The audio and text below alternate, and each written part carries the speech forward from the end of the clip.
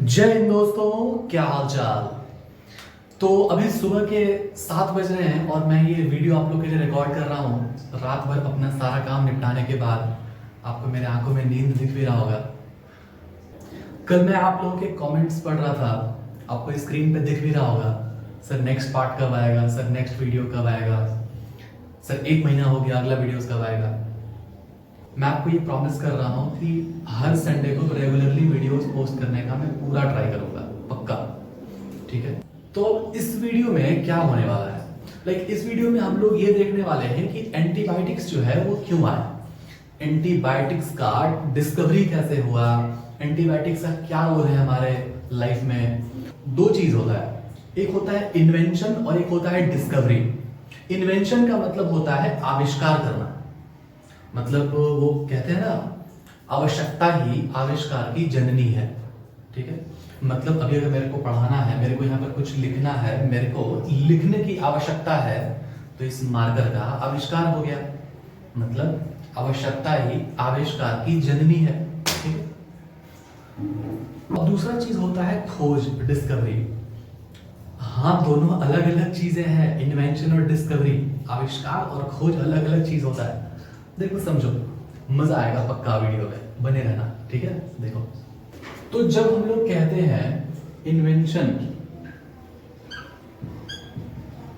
Invention मतलब आविष्कार, और एक दूसरा भी टर्म होता है जिसको हम लोग कह रहे हैं डिस्कवरी।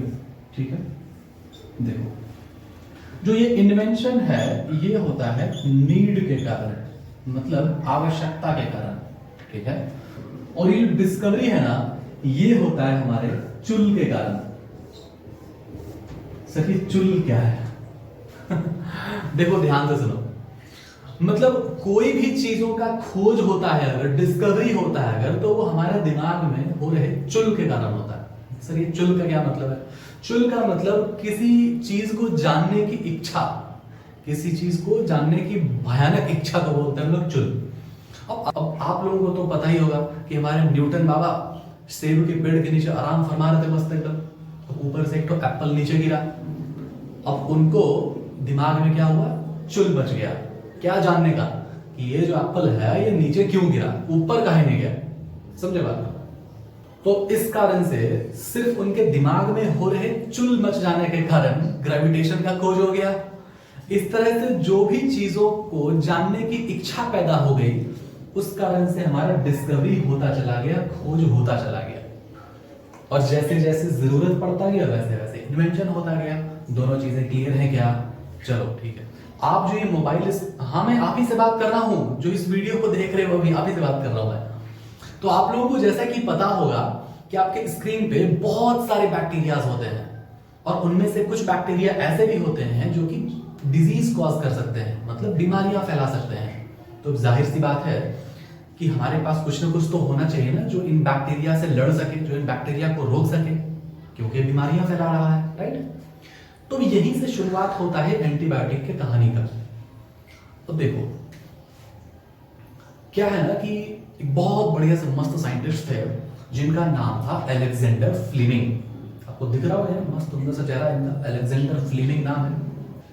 हाँ, तो अब हम लोग थोड़ा माहौल बना लेते हैं। ठीक है, हाँ, तो ये बात है उस जमाने की जब हमारे अलेक्जेंडर फ्लेमिंग साहब मस्त एकदम आराम से खाना पीना खा के और बस सोने जा ही रहे थे। वो सोने जा रहे थे। अब देखो बात क्या है ना कि अलेक्जेंडर फ्लेमिंग साहब जो है ये बहुत ज्यादा लेजी किस्म के इंसान थे। अब लेजी क्यों थे सर? अब देखो लेजी इसलिए थे क्योंकि अब कोई आदमी मस्त एकदम खाना पीना खा लिया है, उसका वो क्या करेगा, वो बर्तन धो लेगा, आराम से जाएगा सोने।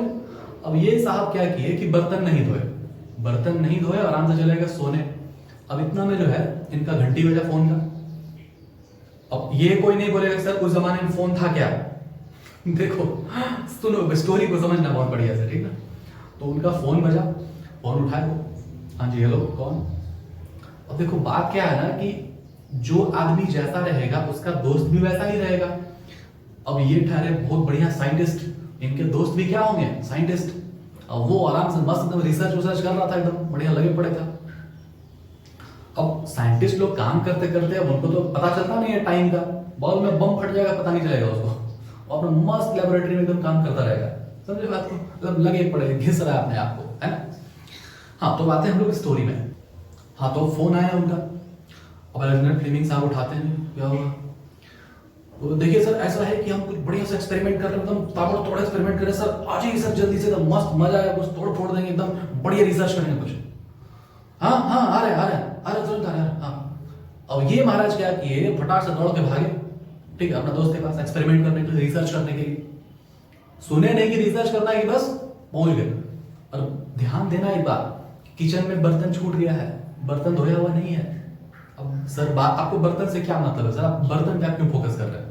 स्टोरी में आगे पता चलेगा कि बर्तन का क्या इश्यू है यहाँ पर, ठीक। अब सुनो ध्यान से। तो क्या हुआ ना कि हम लोग ये समझ चुके हैं कि अलेक्जेंडर फ्लेमिंग नाम के साइंटिस्ट थे, जिनको अपना दोस्त का बुलावा है, वो फटाक से चले गए रिसर्च करने के लिए। उनका जो बर्तन था वो पड़ा हुआ था किचन में, वो धोए नहीं थे खाना पीना खा करके। यहां तक हम लोग समझ चुके हैं। अब क्या हुआ, अब वो जो बर्तन था ना बहुत सड़ गया एकदम, जानते हो क्यों? अब वो जैसे ही पहुंचे ना वहां पे रिसर्च करने के लिए, 1 दिन 2 दिन 3 दिन 4 दिन बीत गया, एकदम चल रहा है, एकदम धड़ल्ले से रिसर्च पे रिसर्च, एकदम बढ़िया, एकदम डिस्कशन चल रहा है, एकदम ताबड़तोड़ हो रहा है, एकदम बढ़िया से काम। समझे, भूल गए हो कि 4 दिन हो गया यहाँ पे बर्तन पड़ा हुआ है। और जब वापस आते हैं तो देखते हैं एकदम पूरा बर्तन बैक्टीरिया हो गया, फंगस हो गया, सड़ गया पूरा। हाँ देखना चाह रहे हो क्या? देखना चाहते हो बर्तन? अच्छा ठीक है, रुको दिखाते हैं। हाँ प्रैक्टिकल तो करा ही रहे। अच्छा ठीक है, देख लो आप बर्तन लेके आते हैं। फ्लेमिंग साहब आ रहे हैं, देखिए थोड़ा बर्तन दे दीजिए, बच्चा लोग को पढ़ाना है कुछ है ना। ठीक आते हैं। बर्तन में तो सही में गंदा है जी। हाँ वीडियो शुरू, अच्छा हाँ हाँ देखिए। हाँ तो हम अलेक्जेंडर फ्लेमिंग साहब से मांग के लाए एक तो बर्तन, सड़ा हुआ बर्तन है। एक्चुअली ये टिफिन का ढक्कन है मेरा। पढ़ाई कर लेते हैं हम लोग, इसी से समझ लेंगे, मजा आएगा। देखो सुनो, तो बात क्या है ना, वो जब आ करके देखे तो वो ये नोटिस करते हैं कि उनका जो एक बर्तन था उसमें ढेर सारा एकदम बैक्टीरिया फंगस पूरा लगा हुआ है। क्या है? पूरा बर्तन बैक्टीरिया है। ठीक है, वो एक डायलॉग हमको बार बार याद आ रहा है, पूरा शहर धुआं हो जाएगा। ठीक है चलो देखो। हाँ तो क्या है कि यहाँ पर ढेर सारा बैक्टीरियाज वगैरह आ जाएगा। ठीक है, बैक्टीरियाज वगैरह ढेर सारा आ गया हर जगह पर। और वो जैसे ही आते हैं ना अपना किचन में, तो वो उसको देखते हैं कि क्या है ऐसा कि सारा हर जगह पर बैक्टीरिया ग्रो किया हुआ है और सिर्फ इस जगह पर बैक्टीरिया जो है वो नहीं ग्रो किया हुआ है। अब बैक्टीरिया है ग्रो किया हुआ, सड़ा हुआ बर्तन ठीक है ना, और बीच में नहीं ग्रो किया हुआ है। अब उनको इस बात से तकलीफ हो गया। अब उनको क्या हो गया, दिमाग में चुल मचने लगा कि यहां पर क्यों नहीं ग्रो हुआ बैक्टीरिया। बर्तन को ले गए रिसर्च वाला लैब में, अपना मस्त रिसर्च करने लगे। हाँ इसी बर्तन को लेके गए थे रिसर्च करने, सड़ा हुआ बर्तन को बढ़िया एकदम मस्त, बहुत बढ़िया रिसर्च की, स्टडी की, एकदम डेप्थ, एकदम 10-15 दिन तक लगे रहे थे। तो फिर अब जब वो अपना रिसर्च किए, बढ़िया मस्त डेप्थ स्टडी किए अपना इस बर्तन पे, तो उनको ये बात पता चलता है कि ये जो प्लेट है जहां पर हर जगह बैक्टीरिया ही बैक्टीरिया है, लेकिन एक जगह बीच में यहां पर बैक्टीरिया नहीं है। इसका ये कारण था कि यहां पर फंगस ग्रो कर गया था, एक खास तरह का जो फंगस होता है वो ग्रो कर गया था। ठीक है, और यही फंगस इस बैक्टीरिया से लड़ रहा था, उसको ग्रो नहीं होने दे रहा था। समझे बात को? तो ये जो फंगस था ना, इस फंगस का भी खुद का नाम था। इस फंगस का नाम था पेनिसिलियम नोटेटम। ठीक है, ये जो फंगस था, जो फंगस उस बैक्टीरिया से लड़ रहा था उसको ग्रो नहीं होने देने के लिए, इस फंगस का अपना नाम था पेनिसिलियम नोटेटम। ठीक है, अब देखो, तो बहुत बढ़िया से जब वो रिसर्च किए तो उनको ये बात पता लगता है कि ये जो फंगस होता है ये इसको इसलिए नहीं ग्रो करने देता है क्योंकि ये फंगस एक खास तरह का केमिकल्स निकालता है। अब ये जो केमिकल्स निकालता है, इस कारण से क्या होता है कि बैक्टीरिया ग्रो नहीं हो पाता है। तो इसका मतलब ये हुआ है कि इस फंगस के पास जरूर कुछ ऐसा सुपर पावर है जो कि बैक्टीरिया से लड़ रहा है, बैक्टीरिया को ग्रो नहीं होने दे रहा है। राइट, तो इस कारण से फिर उनका स्टडी आगे बढ़ा। फिर बहुत डेप्थ रिसर्च करने के बाद वो क्या किए, एंटीबायोटिक्स का डिस्कवरी किए। तो यहां से जब आप कभी नीट का एग्जाम हुआ या बोर्ड्स का एग्जाम हुआ या कोई और भी बैंक, एसएससी, रेलवे सब का जो एग्जाम होता है क्वेश्चन पूछ लेता है। क्वेश्चन क्या पूछेगा कि ये जो बैक्टीरिया है, इस बैक्टीरिया का क्या नाम है, और अब ये जो फंगस है जो इस बैक्टीरिया से लड़ रहा था, इस फंगस का क्या नाम है। ठीक है, उसके बाद जो एंटीबायोटिक्स जो बनेगा उस एंटीबायोटिक का क्या नाम है। ठीक है, ये पूछेगा। तो आपको ध्यान में रखना है कि ये जो फंगस है, इस फंगस का नाम तो हम बार बार समझा रहे हैं कि इस फंगस पेनिसिलियम नोटेटम। ठीक है, और उसके बाद ये जो एंटीबायोटिक बनेगा, ये एंटीबायोटिक इसी पेनिसिलियम नोटेटम के नाम पर बन जाता है, पेनिसिलिन। ठीक है, आप लोग नाम सुने भी होंगे कभी पेनिसिलिन का। अब ये जो बैक्टीरिया जो ग्रो हो रहा था, इस बैक्टीरिया का क्या नाम था। इस बैक्टीरिया का नाम था स्टेफाइलोकोकाई। चलो, ये आपको हम समझा दिए। अब देखो क्या हुआ ना, अच्छा हाँ सर, फ्लेमिंग साहब आपका प्लेट रह गया यार, प्लेट ले जाओ आप, है ना।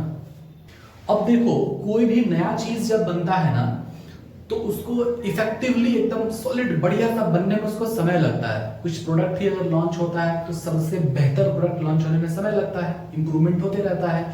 तो उसी तरह से हमारे अलेक्जेंडर फ्लेमिंग साहब ये बात बता चुके थे कि हाँ, एक तरह का फंगस हम खोज के निकाले हैं जिसके पास सुपर पावर है। क्या चीज का सुपर पावर है? बैक्टीरिया से लड़ पाने का। ठीक है, लेकिन फिर बाद में मोस्ट इफेक्टिव एंटीबायोटिक जो आया वो बाद में आया, और वहां पर दो साइंटिस्ट दोस्त इनका हेल्प किए थे जिनका नाम था अर्नेस्ट चेन। एक का नाम था अर्नेस्ट चेन और दूसरे का नाम था हॉवर्ड फ्लोरे। ठीक है, ये जो दो साइंटिस्ट लोग थे ना, अर्नेस्ट चेन हो गए और हॉवर्ड फ्लोरे हो गए, ये दोनों साइंटिस्ट लोग मिलकर के बाद में एक मोस्ट इफेक्टिव एंटीबायोटिक लाए। तो अगर आपको पूछेगा कि एंटीबायोटिक का डिस्कवरी किसने किया, तो आपको बोलना होगा कि हाँ, ये अलेक्जेंडर फ्लेमिंग साहब जो है एक्सपेरिमेंट करके ही अपना एंटीबायोटिक दिए थे, पेनिसिलिन नाम का दिए थे। लेकिन उसके बाद इफेक्टिव एंटीबायोटिक्स आया बाद में जाकर के अर्नेस्ट चेन और हॉवर्ड फ्लोरे। अब इफेक्टिव एंटीबायोटिक्स तो लाए ये दोनों साइंटिस्ट लोग, लेकिन अलेक्जेंडर फ्लेमिंग का तो मेन योगदान था ना। अगर वो वहां पर अगर बर्तन पे रिसर्च नहीं करते तो क्या एक्सपेरिमेंट स्टार्ट होता, रिसर्च स्टार्ट होता? नहीं हो पाता। अब देखो एक चीज है जो हमको कभी बहुत अच्छा लगता है देख करके, जैसे पुराने जमाने में बहुत सारे साइंटिस्ट लोग हैं जिनका बहुत ही योगदान रहा है, बहुत कंट्रीब्यूशन रहा है, लेकिन उनको क्रेडिट नहीं मिला बहुत बार। तो यहाँ पर क्या हुआ कि मेन जो काम था ना, वो तो हमारे अलेक्जेंडर फ्लेमिंग ही किए थे, क्योंकि अगर उस बर्तन पे रिसर्च नहीं करते तो ये फिर आगे बढ़ ही नहीं पाता ना एंटीबायोटिक्स का कॉन्सेप्ट। तो अब यहां पर क्या था कि फिर बाद में जाकर के वो दोनों साइंटिस्ट आए और इफेक्टिव वाला एंटीबायोटिक दिए। अब इस हिसाब से अगर कुछ मान लो प्राइज मिलना है या कुछ भी होना है, तो वो तो फिर अलेक्जेंडर फ्लेमिंग को मिलना चाहिए ना। तो इसलिए क्या हुआ ना कि ये बात है लगभग 1945 का। तो क्या हुआ था, लगभग 1945